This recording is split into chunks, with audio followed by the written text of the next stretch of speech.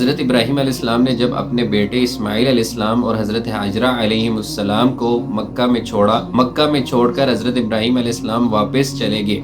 اب اسی اثناء میں حضرت ہاجرہ علیہ السلام نے 7 چکر لگائے صفا اور مروے کے پانی کی تلاش میں، تو اللہ تعالیٰ نے ان کی محنت کا، ان کے صبر کا پھل عطا فرمایا چشمہ زمزم کی صورت میں۔ اب وقت گزرتا گیا، اسماعیل علیہ السلام بڑے ہوتے گئے۔ جب ان کی عمر 7 سے 13 سال کی ہوئی تو حضرت ابراہیم علیہ السلام نے خواب دیکھا۔ خواب میں دیکھتے ہیں کہ وہ اپنے بیٹے کو ذبح کر رہے ہیں۔ یہ خواب ابراہیم علیہ السلام کو 3 دن تک آتا رہا۔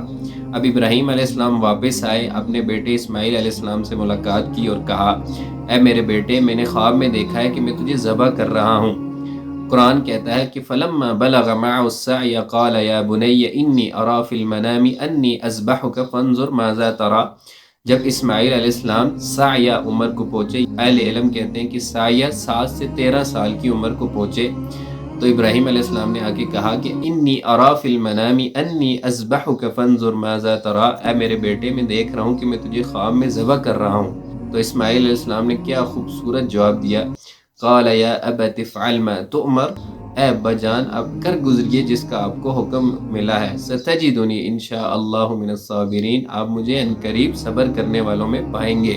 جب حضرت ابراہیم علیہ السلام اپنے بیٹے کو لے کر گئے، زمین پر لٹایا، آنکھوں پر پٹی باندھی اور چھری چلائی، تو اللہ تعالیٰ نے فوراً حضرت جبرائیل علیہ السلام کو بھیجا اور ایک مینڈا جنت سے نازل فرمایا، اور اسی اثناء میں حضرت ابراہیم علیہ السلام کو اللہ تعالیٰ نے پکار کر کہا، وَنَادَيْنَاهُ أَن يَا إِبْرَاهِيمُ، اب نے ابراہیم علیہ السلام کو پکار کر کہا، قد صدقت الرؤیا، اے ابراہیم تو نے خواب کو سچا کر دکھایا، اِنَّا كَذَلِكَ نَجْزِي الْمُحْسِنِينَ، ہم اسی طرح احسان کرنے والوں کو اجر دیتے ہیں۔